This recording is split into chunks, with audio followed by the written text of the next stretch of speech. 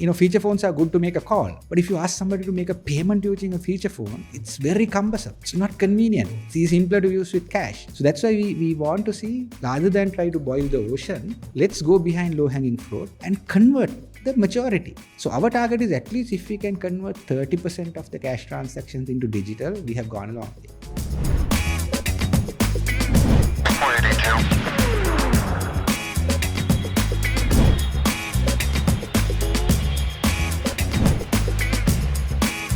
In the studio with us today is Channa Silva, who is the Chief Executive of newly renamed LankaPay. And we are here to talk about digital payments. Are they at the tipping point? Channa, welcome. Thanks for being here. Thank you for having me. Let's start here, Channa. LankaPay, previously called LankaClear, has been in the payments space for a long time. You started with check clearing, which you still do. The landscape for payments has transformed from when checks were a primary mode, right? We have cash on the other end, right? How is the middle looking? Yeah, so the interesting question. So it's all based on consumer experience, consumer requirement. Right. So traditionally, when we were with checks, those days the consumers were only used for checks, especially if you want to do a transaction between two financial institutions, right, and make a payment. So the fundamental aspect of that is a payment. It is part and parcel of a service, right? So you buy something or you consume a service, you have to make a payment to somebody, sure, right? And that somebody, unless you make with cash, which is basically exchanging physical cash between two parties, if you have to make a payment to another party, right, it's most likely between two financial institutions. So then that is where the exchange of finances has to happen, right? So in that sense, what actually has happened, traditionally cash has been the main instrument in addition to checks, right? So, and cash has been still prevalent worldwide if you take. But I think what has really happened is, with the advancement of technologies, things have been invented so that this financial transaction, which is called a payment, can happen digitally as well as conveniently. And doesn't necessarily have to be face-to-face either, because if you are exchanging a check or a cash, generally it has to be face-to-face, right? So in that sense, the technology has enabled a seamless and an efficient way of making payments. It's not only the two ends, but also the middle is now connected. So if you say worldwide, people are moving towards this, because end of the day, a payment is a must for most of the transactions we do, and it is a sort of a part and parcel. But I think the basic part there is, a payment is a back-end process. It's, for example, you consume a service. That is your primary requirement, but as a requirement, there's a byproduct of making a payment. So the payment is not the forefront requirement of you, and as long as that is seamless and in the back end, and that happens without really bothering you, you would do that. In a way, cash is such a simple way to sort of transact, right? It's universally accepted. There's in very various denominations, right? In the flip side is that it can also be a little inconvenient to have to carry this around with you, right? When you look at innovation in that space, in the big spread of opportunity between cash and then having to issue some sort of a instruction to a bank like a check, where is innovation possible? What are the potential areas where we think there are greater efficiencies to be gained? So I think even the innovation will change from context to context. Right. So for example, if you don't provide a solution to a problem which is simply than what you are doing right now, nobody's going to look at it, right? So the innovation is taking a problem and unbundling it and finding solutions which will address parts of that problem and creating a solution which is simpler than what you're doing. Sure, for a consumer, simpler than what they are currently used to. Otherwise, they won't switch from what they have been doing, right? So for example, you took the example of cash is prevalent and it's easy. Actually, it's not difficult. All you need is to have cash points where you can take cash out, and then everybody's accepting, right? Which has been how most people have lived their entire life, and it has not really been a game changer. Never been like a deal breaker until when we ran into COVID and you couldn't go and get cash, and then you sort of really ran into a roadblock. So that, so in that sense, I think that is where the technology has to come in and find solutions to problems that are faced by consumers. What are typically these improvements that we chase? How do you is it speed, is it convenience? What are these improvements? I think primarily two things: speed and convenience, right? So for example, if you have to make a cash payment, you have to go to an ATM and withdraw cash and bring that, and also you need to have change money, and there are so many other inconveniences related to cash, right? But with digital, if you have money, it's just clicking a button and making a payment, and it doesn't have to be face to face either. So it can be remote, right? With cash, it has to be physical, presence, on premise kind of thing. So I think digital has solved that, where you don't even need to see somebody's face to make a payment, right? Or it's kindly remote. So in that sense, I think that can only be done through technology. You can't do that in any other way unless technology prevails that. So that is where I think the technology has come in and made it simpler for people to do things, which is where the convenience comes. Right. So people would always prefer convenience over anything else. So demystify this for us, Channa. Now there are lots of players who are payments services suppliers. So often there are apps on your phone, right? They're trying to connect where you're making a payment to with your source of funding, could be a bank or something like that, right? How does LankaPay fit into that ecosystem? Consider that there are banks and apps. So actually, we are playing a unique role, right? We are not, and we will not play a role in the front end, where we will not be really providing an app for a consumer experience. So where we are playing is, we are making it simpler for these players to play, in terms of we are creating that infrastructure, and on one side, where all the financial institutes are connected, and you can do it at an instant transfer payment from one bank to the other. And also creating that value addition, where you can really make even more convenient things, right? I'll take a simple example. If you want to send a payment to somebody digitally, you need to know the other party's credentials, right? Bank, branch, all that, right? And in most often, for an ad hoc payment, I want to pay my electrician or a plumber, he's not going to say, this is my bank, this is my branch, and all that, right? So you need to have a simpler mechanism. So technology provides that. You can map the bank account to a simple thing like a nickname, right?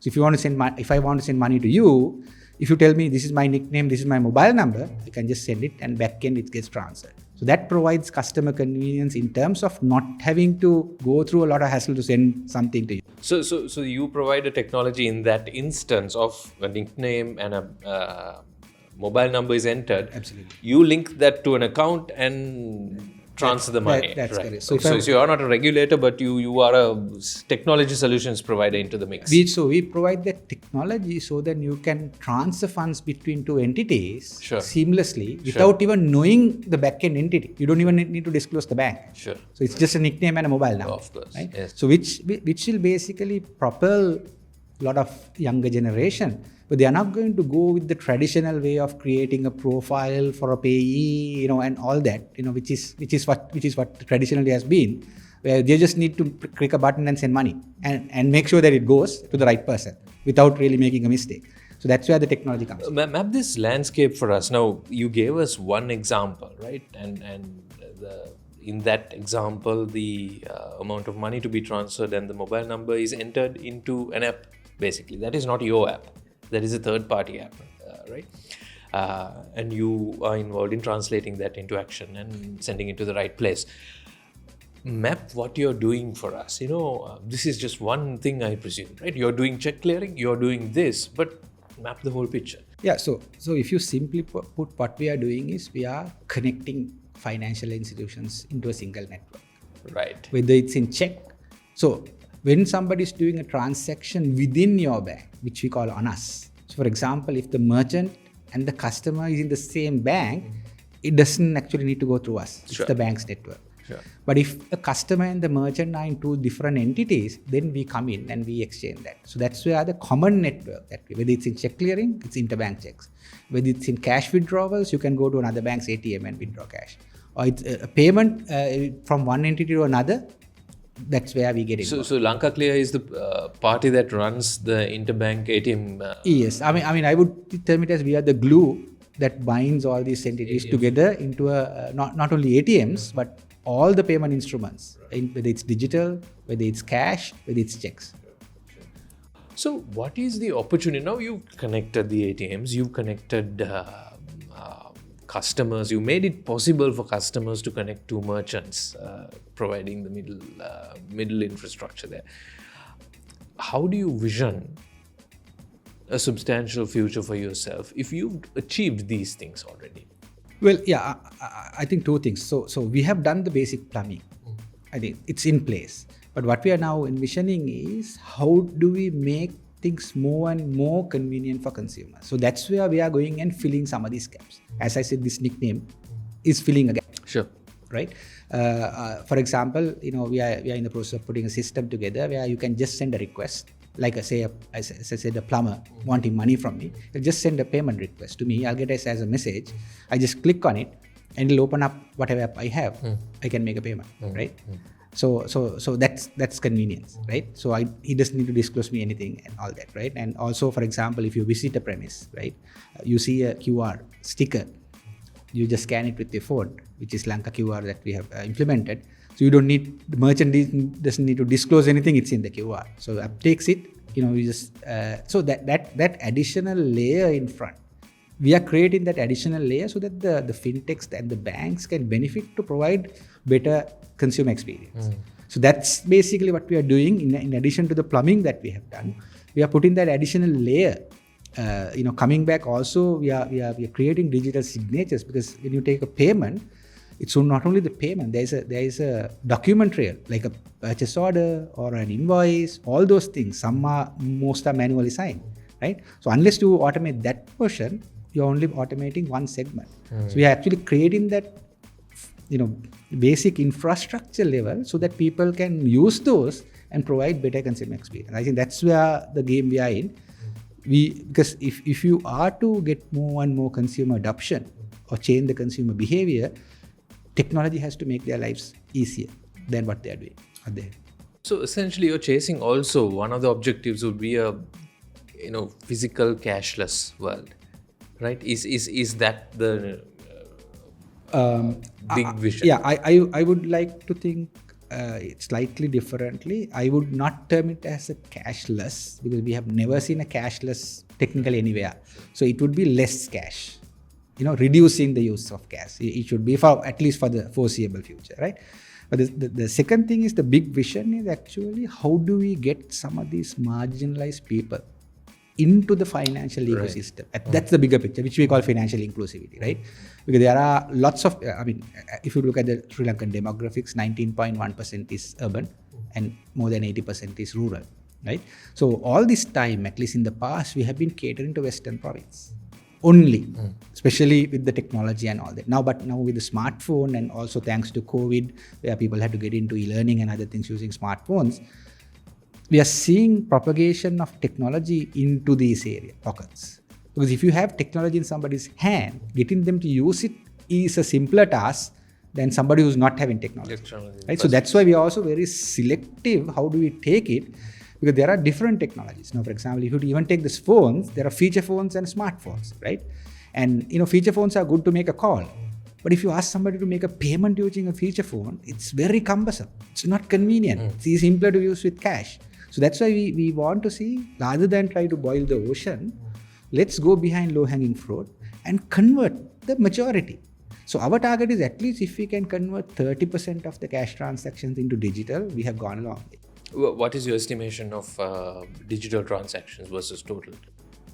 Digital transactions still, somewhere around 10 or less. it's still, I mean, if you compare to cash transactions. Sure, that is in terms of value of transactions or volume. Volume. I see that is where the end game has to be. Because if you do not convert the majority of the transaction, if you are just looking at the value, I think that's what traditionally has been. Like for example, card payments, you go with a percentage and a high value transaction. So people want to concentrate only on the value.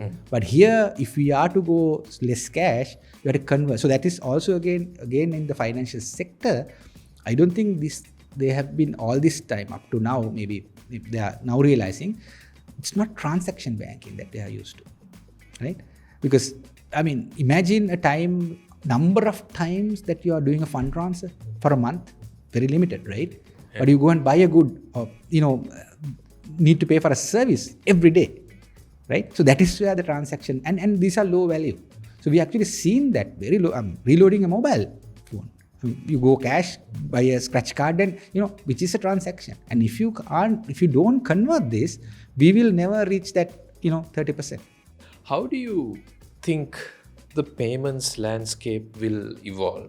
A lot of leaps have been made in the last few years. Obviously, the opportunity is much bigger if only less than 10% of transactions are done on electronic basis.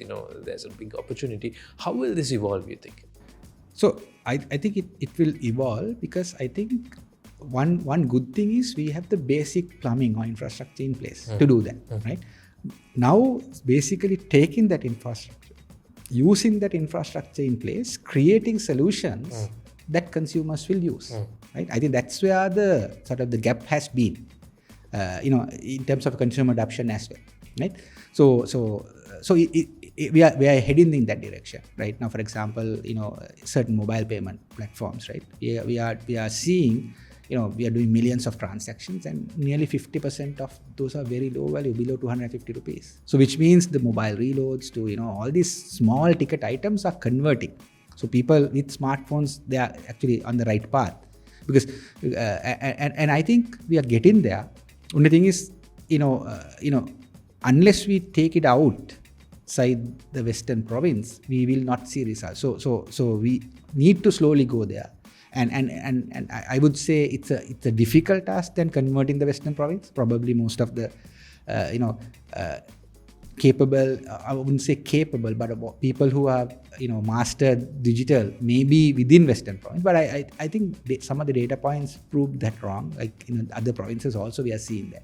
So it's I think a myth to think that this is only Western province or Colombo is centered. So it should not be, because unless we solve that, unless we go outside this our comfort zones and go into these areas, we will never solve this problem, right? So in order to solve that, we need to find simpler solutions to do that. And also we have seen language playing a critical role in this as well, because actually we have seen that on ATMs. Right, we have seen on ATMs usage, which is across the country, nearly 65 to 70% of the ATMs are used in local language menus, single and right. So which means people, even though we say English, I mean, they probably use phones in English, but a financial transaction they're a bit more comfortable, because if you press the wrong button, money might go to somebody else, maybe to do it in local language, right?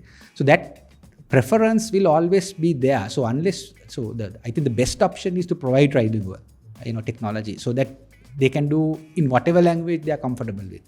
So, and the majority will most likely pick a local language. Especially if you go to rural areas, yes. That would be a preference. Sure. So you're in the business of democratizing payments, making it possible for anybody to conveniently, easily pick the most suitable option almost, right? We've seen Sri Lanka's current economic crisis has been very uneven in the impacts it's had on people. Those at the bottom of the pyramid, in income pyramid, have been hurt more than I think those at the top. From your vantage point, what are you seeing? And my second question related to that is, how is this, you think, impacting the payments landscape? So I mean, looking at the situation, one would think that things should not move, but we are seeing a different picture. We're seeing digital is increasing Right. at a pretty decent rate. Right. So we don't know the exact reason for that, but what we sort of assume is that probably that segment who are conversant and capable is moving, which may not move, right? So and that segment probably can spend and can afford and have the money. So we are seeing actually two different areas. We are seeing cash transactions interbank increasing. We would think it should go down because people don't have money, right? But it's increasing. Same way, digital transactions are increasing much faster as well. Right. So what it also means is people are getting more and more into digital, and so still it has not created a big dent in cash transactions because the volumes we are talking about compared to So when you're talking about cash transactions, you're talking about ATM withdrawals and stuff. So ATM withdrawals, not only ATM withdrawals, people actually making cash payments. Right. Taking that cash out from ATM and actually making payments. So the larger volume of payments is that. Right. Like especially if you take the SME base, Sure. right? It's all cash. Pretty much cash, right? Because and that we have still not really been able to address that to a majority, but slowly we are moving there.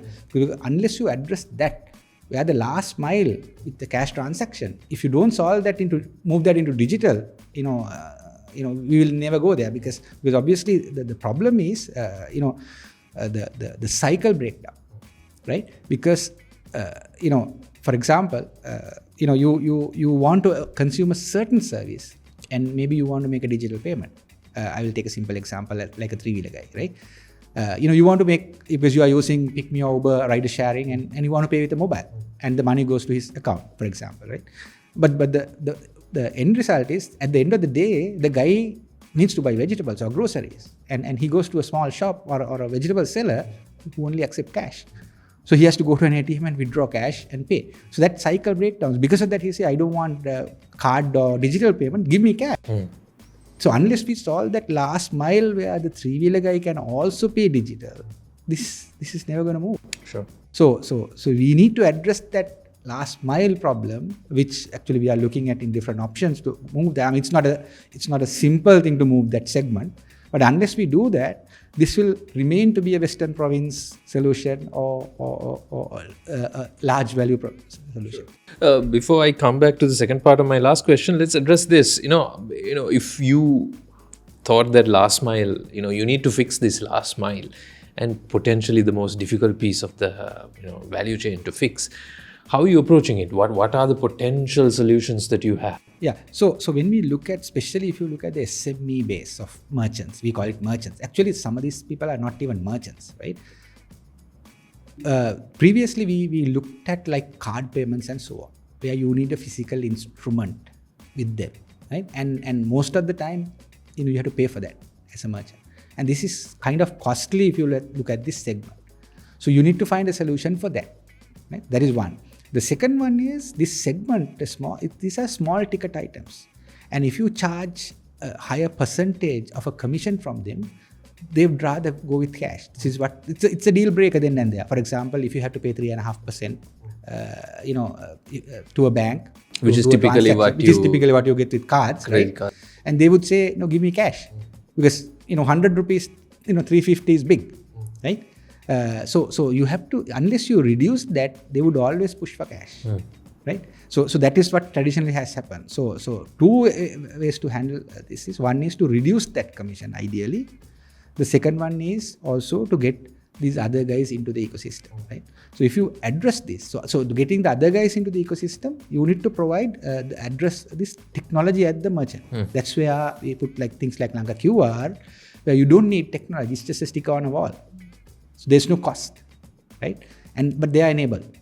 And once you have that, a customer, only requirement here is a customer has to have a smartphone, which we are seeing. So what we are looking at is, somebody might say it's not democratic because you are not addressing the problem of people who have feature phones or people who don't know how to have phones. But the problem is, what we see is, at least let's address this problem, because this is a problem within our control to address. But getting those people buying a phone or buying something and providing that solution, and also what we also see is those are the guys who will be the last to join anyway. right? Because they are not really technology savvy. So those guys would, sort of remain. So at least if we can go there rather than, trying to get 100% of them onto the bandwagon, it's not going to happen.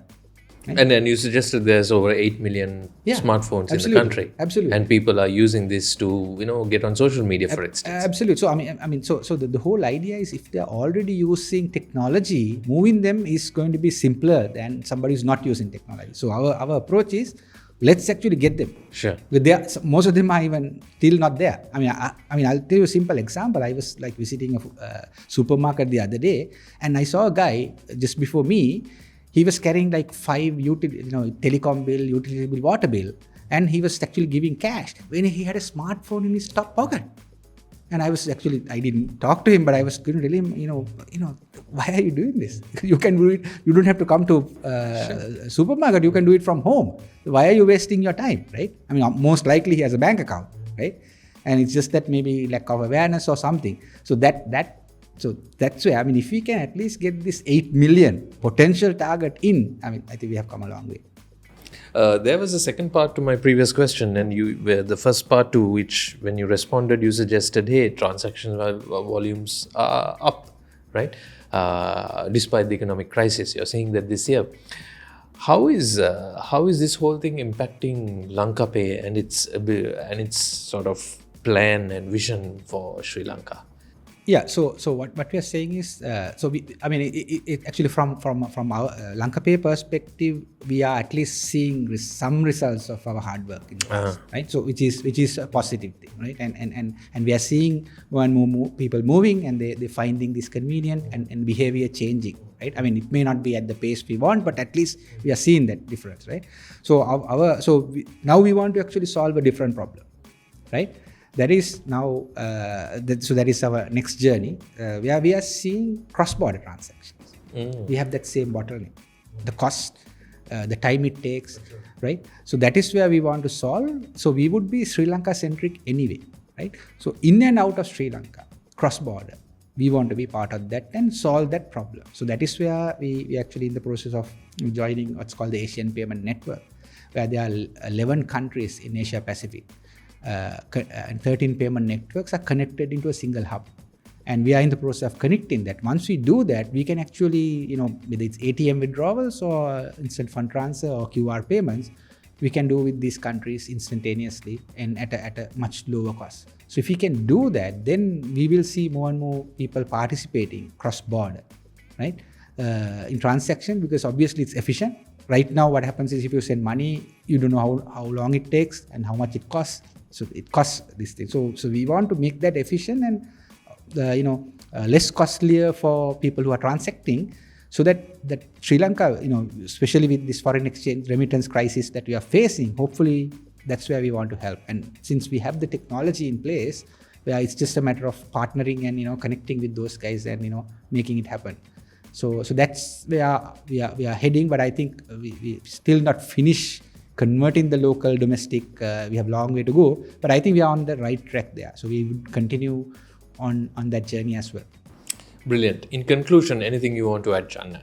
Yeah. So in terms of challenges, I would say one of the challenges is we really need the policymakers to look at this positively. We are seeing that happening in neighboring countries, where they consider digital as way of moving out of crises and so on, right?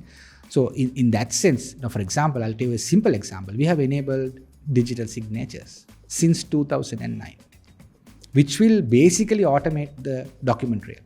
Now, considering we have problems with paper, importing paper, right, and we don't have paper, right, and you can't print an invoice or a PO, all those can be automated, which are also legally valid as per the Electronic Transactions Act. But we are not really seeing a traction of people adopting that. We have the technology in place, right? So in that sense, we need some push from maybe government departments accepting digitally signed documents to, because there's a lot of paperwork, right? You go to a department to get something done, it's all you have to fill forms manually, so on, right? But these things can be done from home. And with your if you get your digital signature, it's legally binding as well as it's highly secure, and also it sort of non-repudiation, which is actually you can't run away from your signature, unlike in a physical signature. Right? So the technology piece, I think we have done the plumbing.